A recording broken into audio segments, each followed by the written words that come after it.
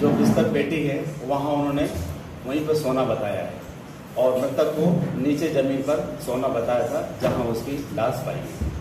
और घटनास्थल के पास ही एक पैक मिर्ची का एक पैकेट पड़ा हुआ था जो खुला हुआ नहीं था। घटना में जो प्रयुक्त आलाजरा मतलब हथियार थे वो गैती, वसूला और कुल्हाड़ी थे जो उसके घर के ही थे और घर के बाजू वाले कमरे में रखे हुए थे।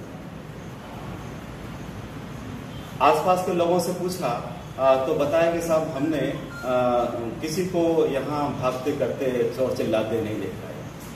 इन्होंने इनसे पूछा क्यों भाई बताओ क्या हुआ कैसे हुआ, तो उनका कहना था साहब 3 व्यक्ति आए हुए थे और जो है वो नकाब पोछते हुए उन्होंने सिर पे गमछा बांध रखा हुआ था, इसलिए हम उनको नहीं पहचान पाए।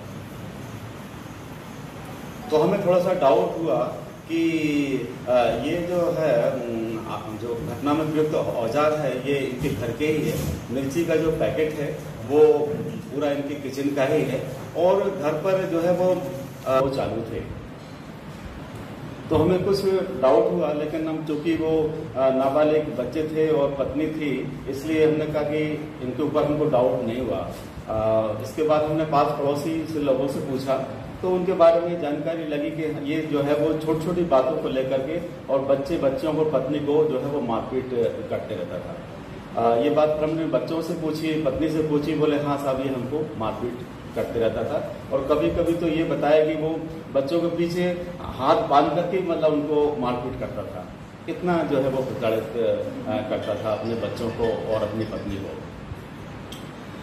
तो सारी बातें इसके बाद फिर जो घटना में जो आलाजरर थे उनका हमने फिंगरप्रिंट एक्सपर्ट को बुलवाया और उनके फिंगरप्रिंट का हमने मिलान करवाया। तो हमको जो है वो उसमें उसकी पत्नी और उसके जो बड़ा बेटा है पत्नी जो है विनीता और उसका जो अपचारी जो बालक है उसका बेटा है, अंडर एज है, उसकी उम्र 17 वर्ष 11 माह का है वो, इसलिए मैं उसका नाम नहीं लेना चाह रहा। उसका बेटा है बड़ा वाला वो। तो बताया, हमने पूछा फिंगरप्रिंट एक्सपर्ट से तो बोले साहब ये निशान तो इसी के ही इनके पाए जा रहे हैं और किसी व्यक्ति के निशान नहीं पाए जा रहे। तो हमने उनसे जो है वो हिकमत अमली से पूछा कि भाई घटना जो है वो घर की है, तुम्हारे घर के कमरे की है, तुम लोग 5 बच्चे और पत्नी घर पर मौजूद हो और जो औजार जो इस्तेमाल हुए हैं वो आपके घर के ही हैं, जो मिर्ची का जो पैकेट है वो घर का ही है। तो हो ना हो इसमें आप लोगों का हाथ है और आपको बताना पड़ेगा कि किसका हाथ है, इसकी हत्या किसने की। और हमको निशान भी मिल गए हैं। तो मैंने कहा आपको उसको छुपाने से कोई मतलब नहीं, आप में से ही कोई है तो हमको बता दीजिए।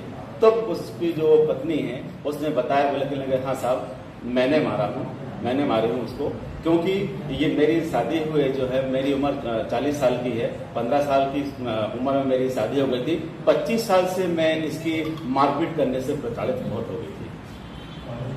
तो उसने सोचा कि उसने बताया कि मारपीट जो है वो सहन करते करते मेरा आधी जिंदगी निकल गई है और क्यों ना मैं जो है वो इसको खत्म कर दूं, कम से कम इसकी प्रताड़ना और मारपीट से तो बच जाऊंगी मैं।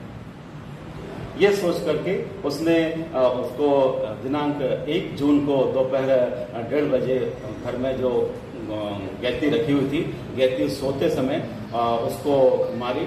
तो जो है वो उठ गया था तो वो इतने में थोड़ी उसकी आवाज आई बचा, तो उसका जो बड़ा लड़का है वो जाग गया और तो उसने जो है वो उसको इशारा किया बच्चों को कि मतलब इसको फिनिश करना है, खत्म करना है। इसने बहुत परेशान किया। तो लड़के ने, जो उसका नाबालिग लड़का था 17 वर्ष 11 माह का, उसने जो है वो कुल्हाड़ी उठाई और कुल्हाड़ी से जो है उसको मारपीट उसको किया। तो इतने में जो बच्ची है, बड़ी लड़की जो है वो उठी आई और उसने बीच बचाव किया। तो कुल्हाड़ी से बीच बचाव करते समय उसके राइट हैंड में यहाँ उसको एक इंसाइज्ड वुंड आया हुआ था 2 इंच गहरा। तो हम उससे बच्ची से बार बार पूछते थे कि तुमको ये चोट कैसे लगी, तो वो बच्ची बता नहीं रही थी। लेकिन जब उससे पूछताछ किया तो उसने इन्होंने भी बताया कि बोले हाँ साहब वो बहन जागे आई थी और वो उसको बाप को मतलब बचाने के लिए बोले थे कि मत मारो और वो बीच में आ गई। तो झूमा झटकी करते समय उसको वो जो राइट हैंड था वहां उसको इसका कुल्हाड़ी का जो घाव उसको टच हो गया, इस कारण से मतलब उसको वो चोट लगी थी। और उसने बताया कि ये मारपीट कर रहे थे और मैंने बीच बचाव किया था, इसलिए मुझे ये चोट लाई है। और उसमें पत्नी ने उसकी ये बताया कि ये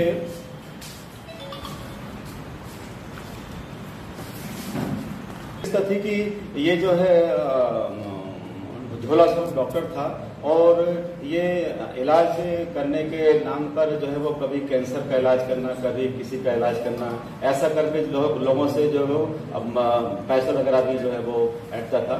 और लोग जो है वो कभी कभी किसी को फुंसी भी हुआ तो बोलता कि तुमको ये कैंसर है, तो लेकिन वो कोई दवा देता था जड़ी बूटी टाइप की, उससे वो फुंसी ठीक हो जाती थी। बोलता कि तुमको ये कैंसर था, वो कैंसर जो है वो ठीक हो गया। इस प्रकार से हमको 75 डेज 75 दिन में हमको इस अंधे कत्ल का पर्दाफाश करने में हमको चौपना पुलिस को और हमको जो है सफलता मिली। इसमें चौपना के थाना प्रभारी अपना ये राहुल रघुवंशी हैं, अपना इसमें पटेल साहब भी उस समय वहाँ चौपना गए हुए थे, उसकी इन्वेस्टिगेशन में इनका भी काफी योगदान है। इन्होंने भी हर एंगल से हमने जो है वो इसकी जांच किया और जांच में हमको 75 दिन बाद जो है वो सफलता मिली कि जो हत्यारा जो है वो उसकी पत्नी निकली और उसका बेटा निकला। होंगे ये बहुत कम डाउट होता है, घर के ही होंगे। और उसमें चूंकि घर पर जो है वो 5 और 6 सदस्य मौजूद हैं, जिसमें 2 तो उसकी बेटी उपस्थित थी और 3 उसके बेटे उपस्थित थे और पत्नी उपस्थित थी।